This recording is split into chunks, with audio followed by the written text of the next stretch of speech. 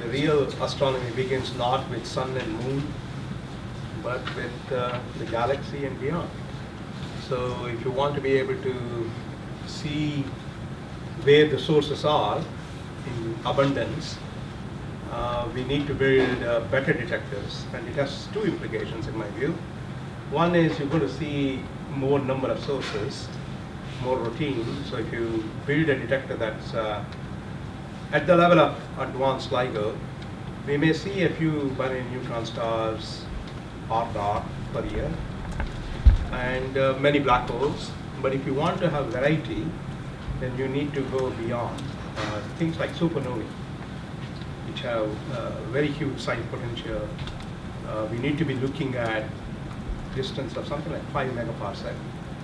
Currently, advanced LIGO might be able to see supernovae within the galaxy, but not much further. It's maybe in the local neighborhood.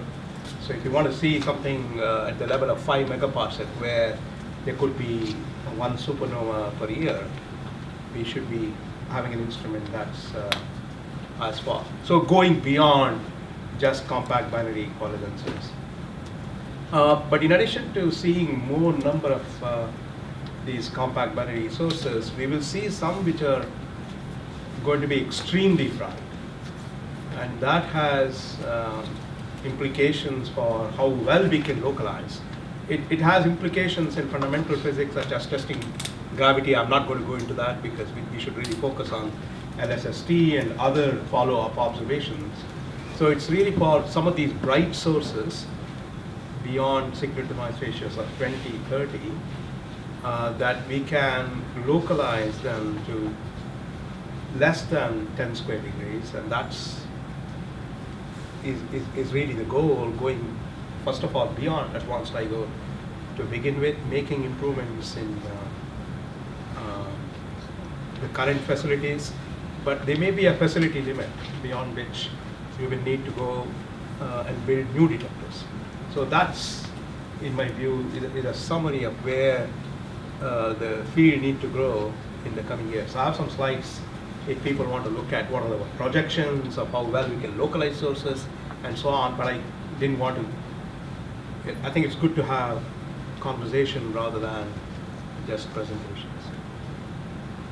Okay, thank you very much. So I guess these are good charges. So Barry, what do you think we can do better?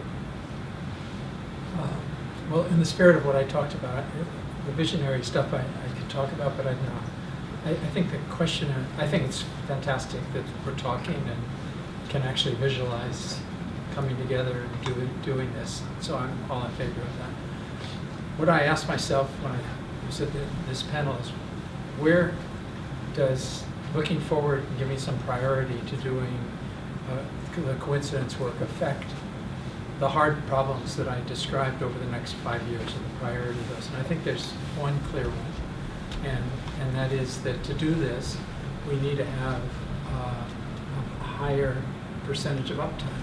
You just can't do a 5-fold, 4-fold, 3-fold coincidence unless we do that. And it's not a place where we tend to spend the effort, because we're trying hard to solve the internal problems that making the instrument more sensitivity doesn't necessarily make more uptime. My guess is that we need more, not that we've looked at it, is that we need more, we need to envision some hardware improvements, not just to LIGO. I can't comment on the other ones. Probably in externally, including more preliminary seismic isolation to soften the blow that we're trying to solve with this very sensitive passive and active system, so that when the wind blows too hard or the guys cut down a tree in Louisiana, it doesn't knock us out of luck, because I don't see a big gain in recovering from being knocked out of luck for reasons that just are internal. It's just hard to do it much better than we're doing.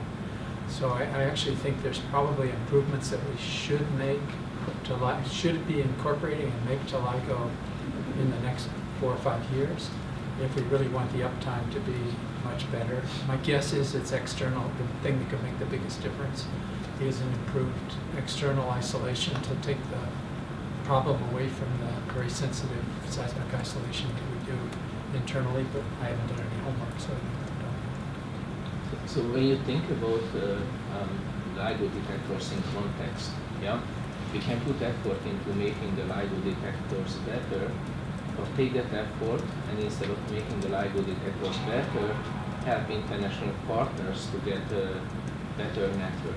Yeah, so you can trade LIGO improvement for better network. Is that by better same? network, I was saying that the crucial thing is more uptime when you're running, basically. And I don't think it's something, for reasons that I said, we're not limited by running time, we're limited by improving sensitivity. It's not what we've been concentrating on. Yeah. And so we concentrate on trying to make the recovery short, but not reducing significantly the amount of time we're knocked out of block. And I think that can be done, but it requires a dedicated technical effort. If you ask me the one thing that we should improve to be able to do this job, if it isn't going to happen otherwise, it would be some effort on trying to make sure we are more robust from getting knocked out of block. I think that's crucial for one-in-a-lifetime things like the galactic supernova that does happen. Yeah. So, I mean, you can get more sensitivity, but Yeah. not on. So somehow the message that we should take back to LIGO is to, I think, is to somehow try to get this fivefold or fourfold or threefold coincidence rate, percentage up higher. Yeah, and that really contains, if we would own Virgo, Kagra, and LIGO India as a LIGO interferometer, and they would not have the same sensitivity as Hanford or Livingston, we would just take every people and send them to those observatories to make them level. So we control 3 of the 5. Yes. And I think Kagra has the one thing that really have an advantage being underground is these big shakes don't happen. I mean, the seismic background is smaller underground, but these big excursions, which are killing us, don't happen. So all we have to do is try to get Virgo, once they can see beyond making it work, to do something also.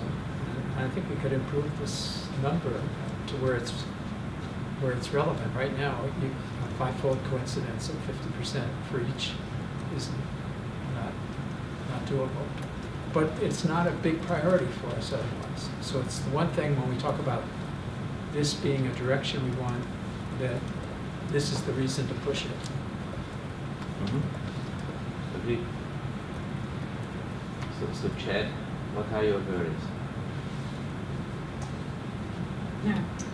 I have no worries. LIGO specific. I see. None in general. Well, so, I mean, maybe this is obvious, but this whole workshop, a lot of the most interesting physics kind of stuff that people have talked about have been at high frequency. And while, the low frequencies can help us get more VPHs, and that's really cool, I think if we want to access these post-merger oscillations, or we want to detect supernova outside the galaxy, we need serious extra improvement at high frequency. So I don't know that even fits in. My understanding, and I'd like maybe someone kind of like Barry or Zsuzsa or someone to correct me, my understanding is these reconfigurations of advanced LIGO don't actually buy you anything. That for a while people were floating these narrow banding things, but squeezing or something might just be better than that. But is there anything we can do within the next 10 or 15 years to substantially improve high frequency, even if it's narrow band? And is it worth considering, or is it just not worth it? Because we could get a lot from it, but that's my question though. So I'm an evangelist for multi-messenger for nearly 20 years. So how do you see the role of multi-messenger observations in LIGO's future? I mean, black holes are less promising in that ground, but as soon as we get into neutron star observation, that seems to be the holy grail, yeah, on the long term. Yeah, but I mean, well, yeah, absolutely. No, but I think that's also high frequency stuff. If we really want to track the bulk dynamics with the electromagnetic signals, we need to resolve the bulk dynamics at a kilohertz, and we can't.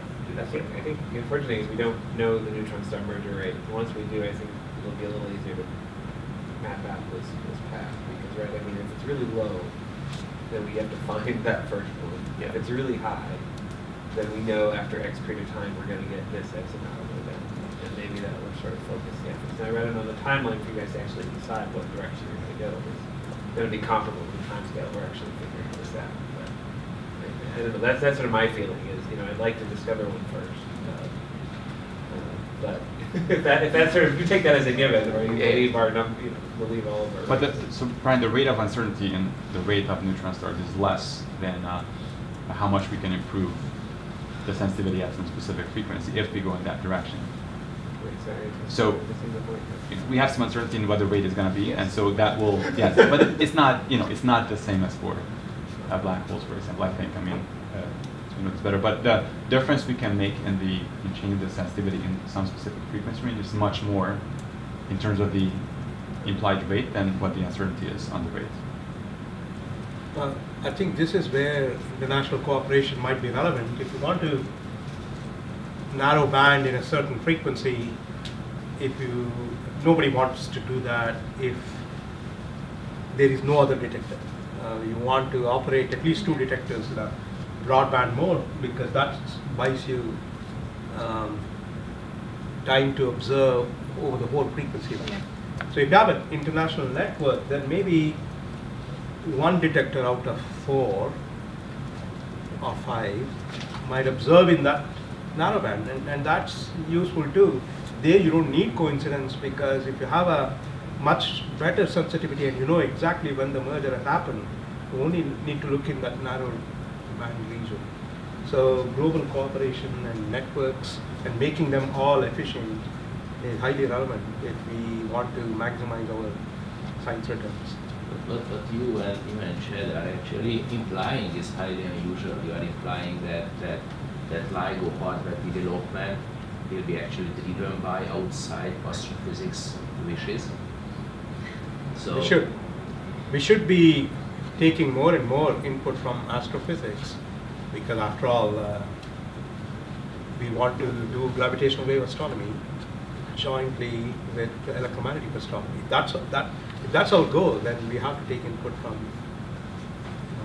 One critique that LIGO has gotten at a number of meetings recently is that the cosmology science case sounds fairly dated. That's correct. Yeah, I wouldn't bet my. Is that really true? I mean, I don't know. It seems like there's some tension now with the Hubble constant, right? I mean, you mean in that sense, and in the sense of? I think I have gotten some pushback from people that say, "Oh, Hubble constants, we already determined it." So every time I've brought this up in terms of the Hubble constant, I've always got, at least for the reaction from other people, is that don't forget that every time that you guys make a sensitivity increase, everyone else does too. And so, because we have wider error bars, and so they'll shrink, but everyone else's error bars will shrink commensurately, and it will be difficult for us to really make a lot of ground and make up that ground in the meantime. That's always been the reaction I've got from that. Shane, you want to add something, maybe? Well, it's controversial even in my mind, so I don't know interpret, but yeah, when talking to people, it seems that their goal, I mean, like for say supernova, so their goal is like 0.1%. So at least within 2G, we will never be able to do 0.1% H0 measurement. But in 3G, that's possible because we have accumulation of data. But then that depends on the timeline of 3G. So it's not that clear to me. Yeah. Also with 3G, we go to The SPE wants to. I want to share the experience from the gamma ray burst community. There were enormous claims that gamma ray burst will see extremely high redshift galaxies, will determine the star formation rate in the universe, will do miracles for cosmology. It didn't materialize. This is hurting now, as far as I can see, the gamma ray burst community in support of the rest of the community, because everybody understands now these claims about cosmology were bogus. Or, so I would be very, very, there are enormous things that one can do with gravitational waves. Forget the Hubble constant. I absolutely. Simply I forget about it as completely an agree with you. advertisement. If this will work Yeah. out, it will be a Exactly. miracle. Yeah. And there was already one miracle which we know in gravitational waves. It's called 150914. So we don't have to count on too many miracles. No, I agree. I don't think cosmology will be the main driving force. So build the there was future. no point of pushing it. Yeah. I mean, I if agree. people, if this will work out, it will be fantastic. This cannot be sold as the reason why That's right. you want to support LIGO or this kind of research, because this kind of research, if you really just want to know H naught, there are so many other ways that you can do it much cheaper and go directly to H naught. Well, but for gamma ray bursts never delivered on cosmology because, as far as we can tell, they're not standardizable. That's. I mean, Well- gravitational wave sources are. Well, I'm just talking about the claims which were made by the community and the results which were given by the community to the cosmological, astrophysical community. Yeah. So I really need to say that the community did not claim they could solve all the problems in cosmology with gamma ray bursts. The idea was to identify population 3 stars, population 1 stars, which basically were the ones that would allow us to identify the beginning and even the width of the elevation area. And we went up to about 9. We have 2 events, 8.6 and 9.2. That's as far as the community actually stands by. I mean, we never claimed to find, they identified Hubble constant.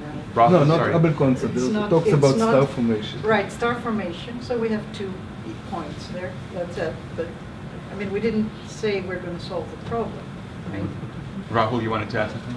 I was just going to say that I think there are other measurements of Hubble constants, but independent probes are really good Mhm. because each cosmological measurement comes with its own set of assumptions. Good point. Tony? Tony? So I think I have 2 questions. First for Barry. So I'm sympathetic to the agenda that you just declared mainly as high priority for your team to upgrade detectors because having searched in vain for gravitational waves for 15 years, it was always that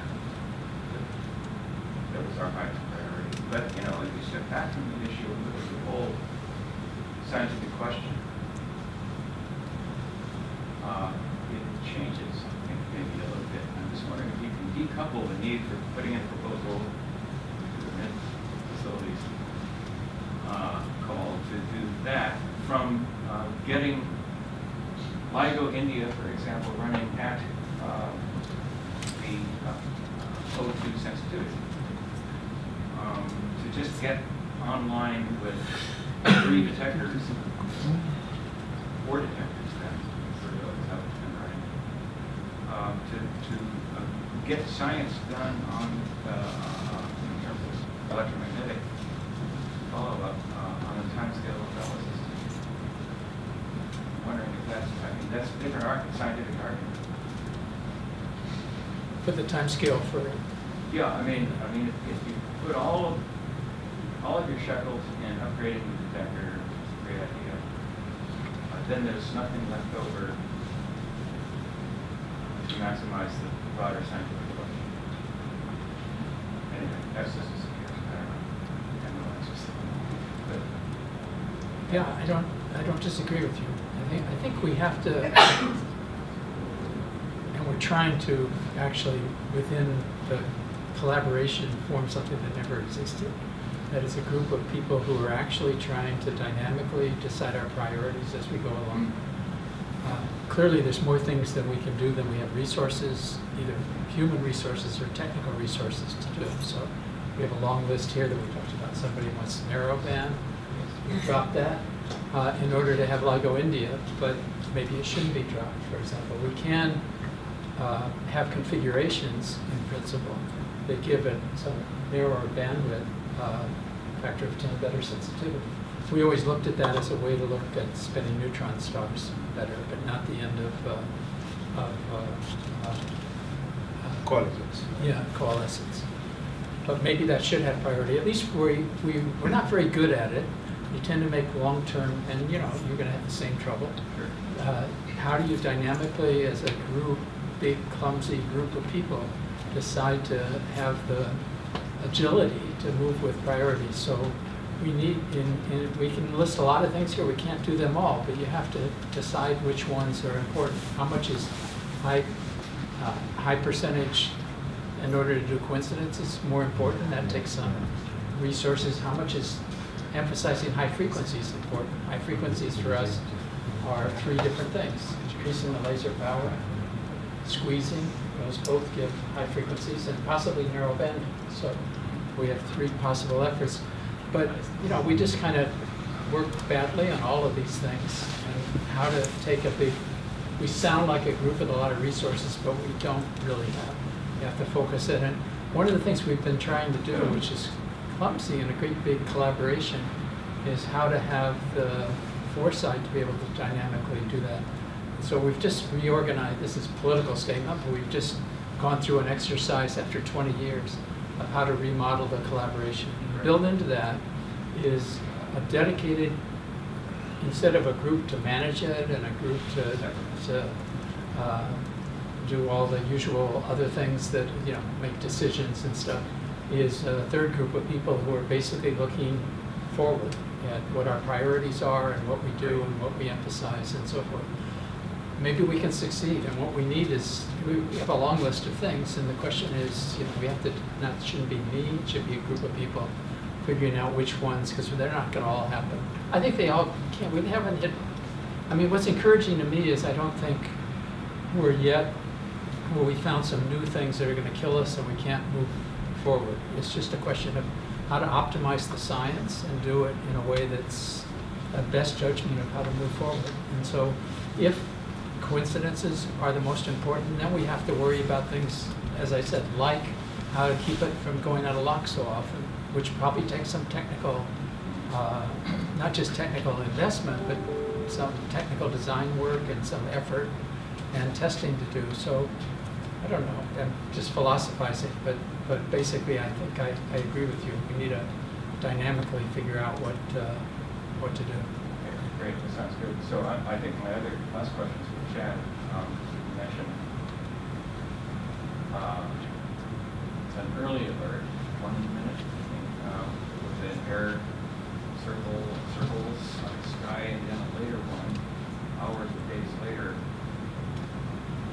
What do I do? Do I wait for the second one? Accurately. So what's the trade there?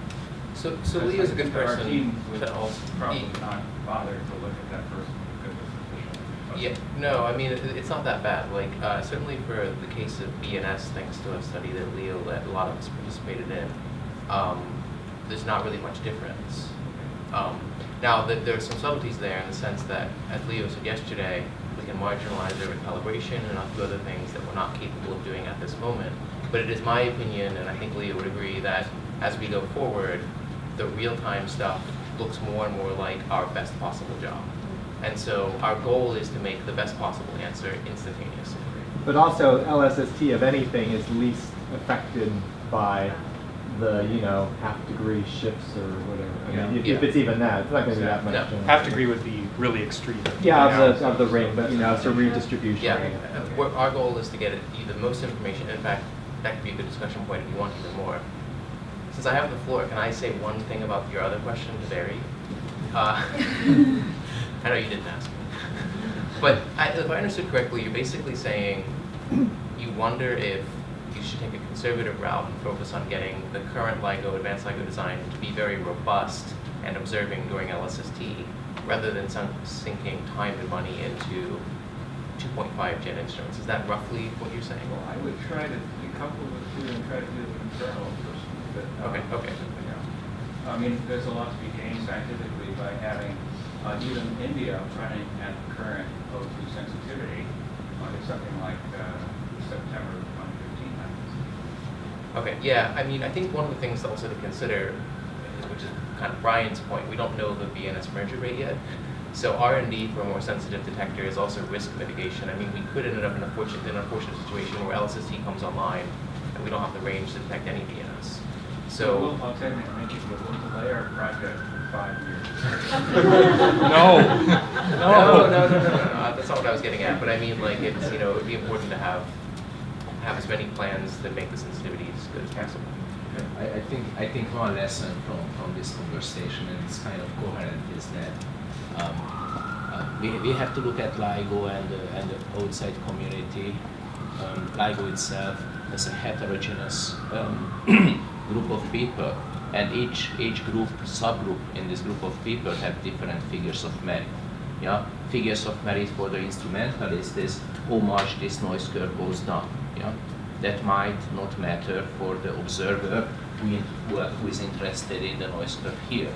So the figure of merit is different for different people. Zsuzsa and Leo, okay? Yeah. So I think there is one more figure of merit which Bear just said, and this is the uptime for the instrumentalists. And I think this is so important, and it goes back to all of you guys who want to follow us up. I actually don't think you can forget about those bananas on the sky, even in 2020, 2022. It will happen often, and if that's the interesting event of double neutron star event, I think we have to deal with it.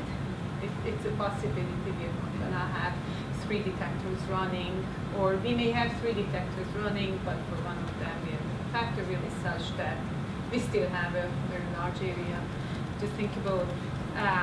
The other thing in terms of the instrumentals, we were looking at this haystack several times on this meeting, and we keep talking about the size of the needle, which is wonderful. I really think we need to understand the haystack, which is right now is the detector characterization effort within LIGO, incredibly important. I want to add to that, yes, it's ongoing. There are many different ways, and a lot of things can improve. There are ideas to use machine learning to understand better the noise within the detector. Each time we do an improvement to the detector, that actually changes. It's already a different detector. And my point is really decreasing the size of the haystack is very important. So those improvements, just like Barry said, can give us so much more, not just understanding the smaller haystack is something which the instrumentalist and mostly which goes on the commissioning. Sometimes we stop on Tuesdays for commissioning break. It could be very short, it could be a couple hours, but sometimes you can have a good improvement because there was a detector characterization effort looking at understanding how the haystack looks like during the week, and sometimes you learn something new and you may have some nice improvement.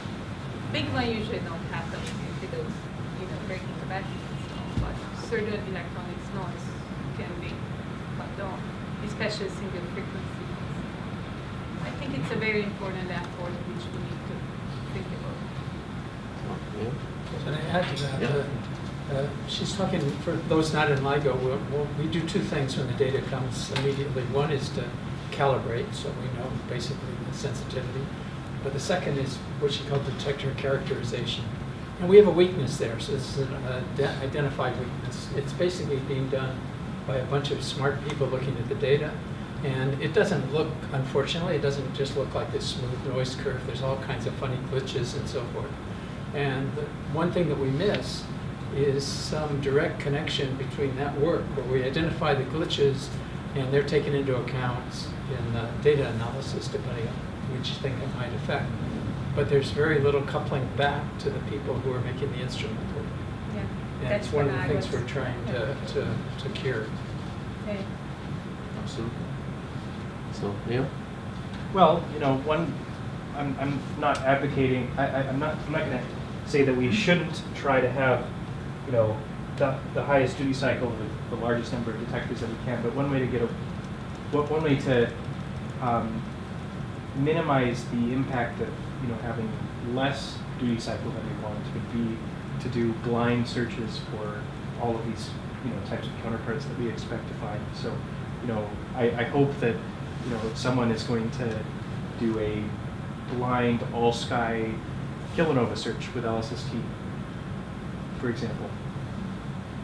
That they're 100 times dimmer than a supernova, 1,000 Yeah. times rarer. So yeah, it's actually much worse needle, I think. Yeah, of course, but Tiny, plastic.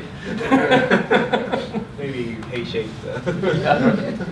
But no, you're right. You're right. You're right. I mean, for all these, and I think we didn't talk about it much, but also there's the background characterization. I mean, we'll have a much better idea hopefully by then about what our background will be. In fact, that's why it may be useful, even if we don't have enough binary neutron stars by the time LSST started to be commissioning, and even if we have no faith that binary black holes make anything, I think it's still a useful exercise to do this search, because maybe the backgrounds that LSST will have in this TMO mode will be very different than what you would be able to characterize. I mean, maybe someone else could speak to that, but maybe with the All Sky survey we'll already know the background, but maybe we'll have to do this exercise a few times.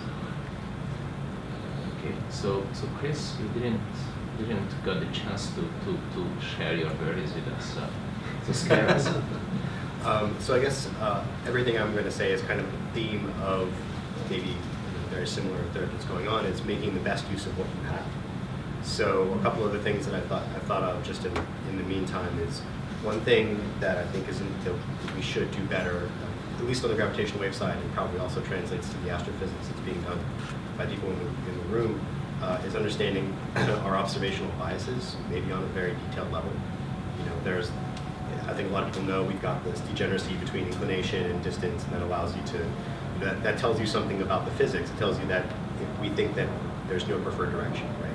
And so that's a very simple case, but there could be more complex cases that when you go through and you do the event-by-event study and you look at the population tells you something different from what you expect, both the physics plus how we're biased in the way that we observe the signals themselves. And there's a lot of uncertainty in waveform modeling. There's lots of uncertainty in physics. So the better you can understand that, I think, the better you can tease out, and the more precise you can tease out the physics. Secondly, I think, so we've talked a little bit about calibration, and one thing that, so I'm not going to say that this is something that, I think we need to do it more sophisticated. We are doing it very well. But calibration, there's lots of time dependencies in calibration. When we get to the point where we can see binary neutron stars for 15 minutes or longer, the noise can be non-stationary. There are little things like line removal and stuff like that that can have an impact on how we detect the physics of the binaries themselves. So I think that there's a lot of people, there's a good amount of effort that's involved in modeling the instrument itself as this signal sweeps through the band. And I think that that's a really important thing to keep harping on and to continually improve.